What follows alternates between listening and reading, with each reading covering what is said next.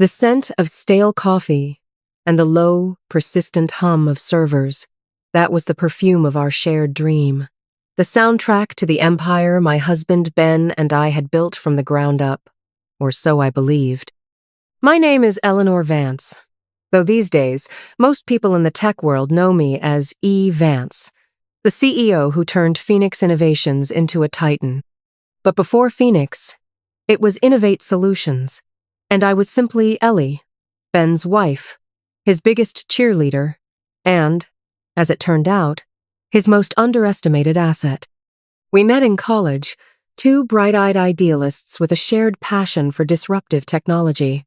Ben was the charismatic visionary, the one who could sell sand in the Sahara. I was the pragmatist, the strategist, the one who could figure out how to get the sand, package it, and deliver it efficiently. For 10 years, I poured my life into our startup. I deferred my own career ambitions, worked a steady but uninspiring corporate job in the early years to pay our bills while he coded and networked. I was the sounding board for every idea, the editor of every pitch deck, the unpaid CFO, HR manager, and office admin when we were just a two-person operation working out of our cramped second bedroom. My inheritance from my grandmother? It went straight into Innovate Solutions as seed capital, a detail Ben conveniently forgot to mention in later interviews when he painted himself as the self-made man. I didn't mind. We were a team, partners in every sense. His success was my success. Jessica Sterling sashayed into our lives, or rather, into Ben's direct orbit about 3 years ago. She was hired as his executive assistant. Young, impeccably dressed, with an almost unnerving ambition gleaming in her bright, perfectly made-up eyes. I'd even interviewed her, alongside Ben. She'd seemed competent, eager, a real go-getter. Ben had enthused. She'll keep me organized. I'd agreed, albeit with a tiny, unnameable flicker of unease I'd quickly dismissed as petty jealousy. I wasn't the jealous type. I trusted Ben, implicitly. After all, we had built everything together. The change in Ben was insidious, a slow creep I initially attributed to the mounting pressures of a rapidly expanding company. The late nights at the office became later, more frequent. The hushed phone calls he'd take out on the balcony, his back to me, increased. Our conversations, once vibrant with shared dreams and strategic debates, dwindled into monosyllabic exchanges about logistics. He was stressed, I told myself. Innovate Solutions was on the cusp of a major Series B funding round. The stakes were enormous. I tried to be more supportive, more understanding, less demanding of his time. I made excuses for his growing emotional distance, for the way his eyes would sometimes slide past mine as if I were a piece of familiar, uninteresting furniture. The first real crack in my carefully constructed denial appeared on a Tuesday. I remember the banality of it. Ben was supposedly at an all-night coding session with his lead developers. I couldn't sleep, a knot of anxiety tightening in my stomach. I decided to take him some coffee and snacks, a little wifely gesture of support. The Innovate Solutions office was a sleek, open-plan space in a trendy downtown tech hub. It was nearly 2 a.m. The main office was dark, silent. Only Ben's glass-walled office at the far end had a light on. I pushed open the main door quietly, the scent of our success, glass, steel, and the faint aroma of expensive espresso washing over me. As I neared his office, I heard not the click-clack of furious coding, but a low murmur of voices, then a distinctly feminine giggle. My blood ran cold. Through the frosted glass panel that offered a modicum of privacy, I saw two silhouettes. One was unmistakably Ben, his broad shoulders, the way he gestured with his hands. The other was smaller, more slender. Jessica. They weren't hunched over a computer. They were close, far too close. And then, the silhouettes merged. I don't remember walking back to my car. I don't remember driving home. My body moved on autopilot while my mind reeled, replaying that damning shadow play, each frame searing itself onto my memory. The coffee and pastries sat untouched on the passenger seat, a bitter testament to my naivety. That night, The Ellie who believed in fairy tales and unwavering partnerships died a quiet, brutal death. In her place, a new Eleanor began to stir, one fueled by a grief so profound it quickly morphed into a cold, crystalline rage. The next few days were a masterclass in deception, mostly my own. I said nothing to Ben. I observed.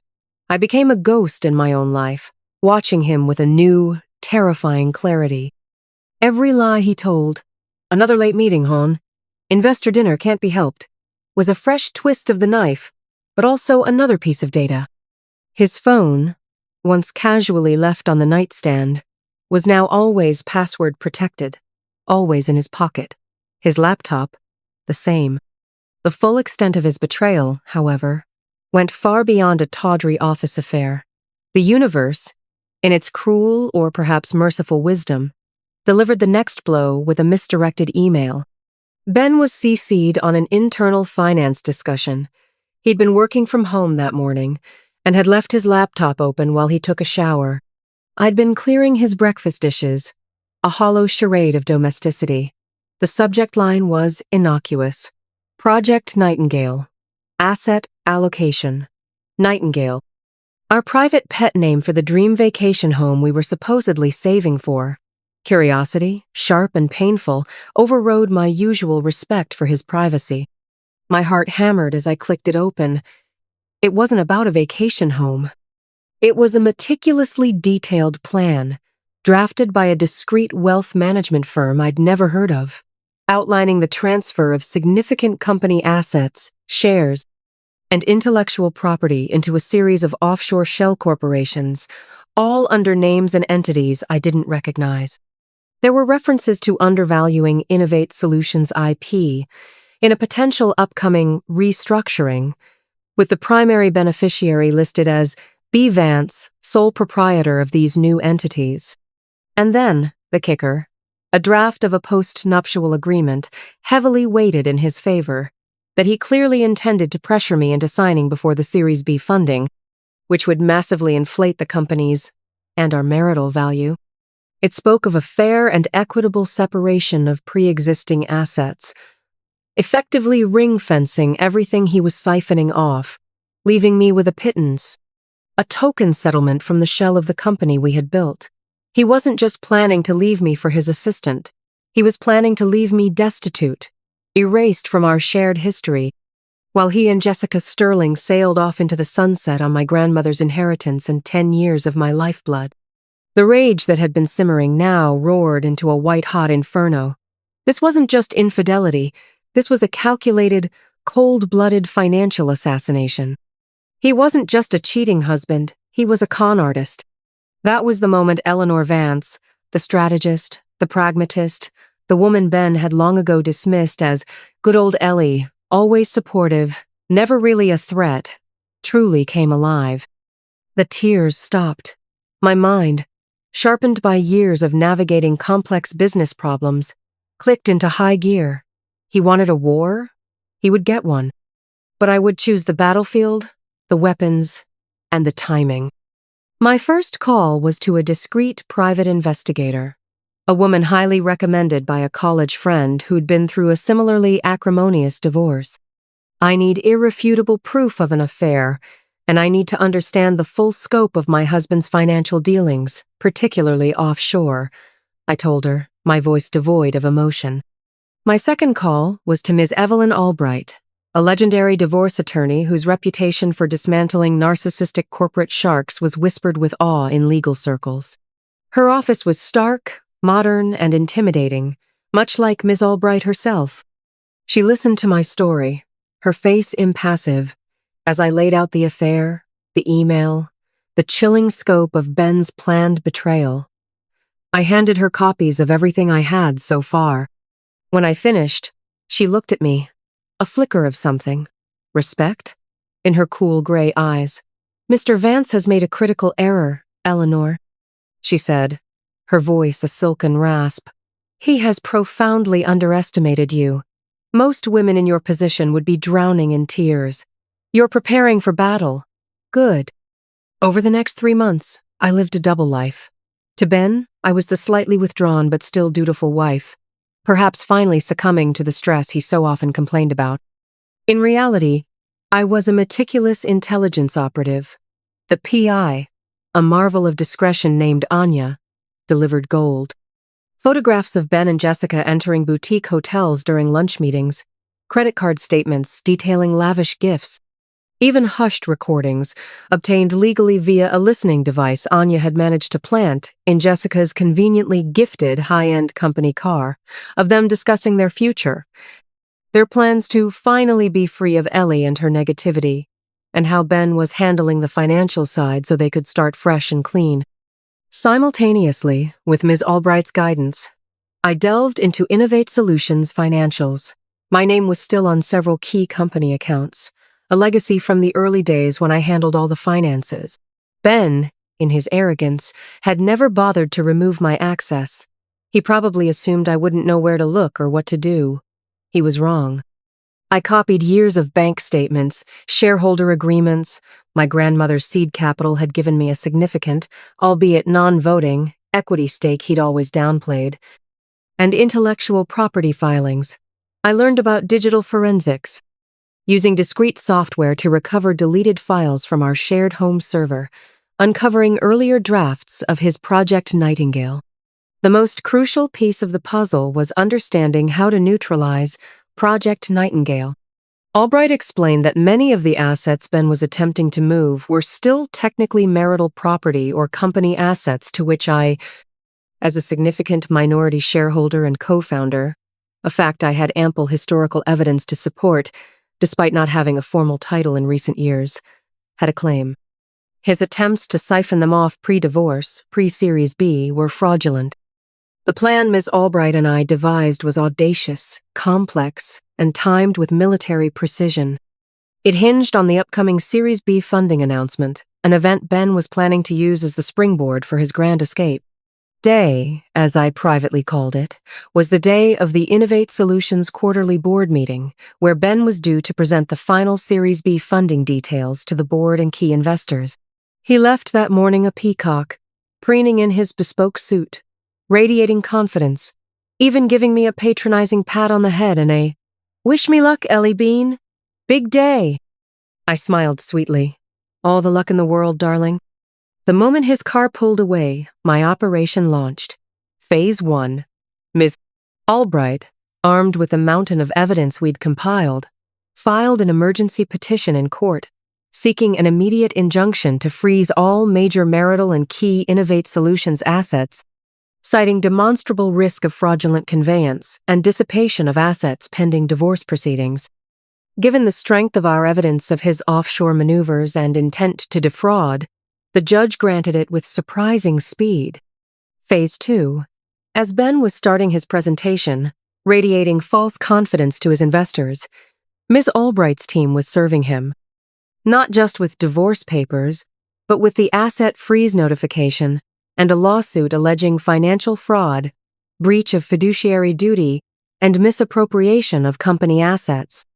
I can only imagine the look on his face as a stern-faced process server interrupted his triumphant speech. Phase 3. This was my part. While Ben was reeling, I executed a carefully prepared communication strategy.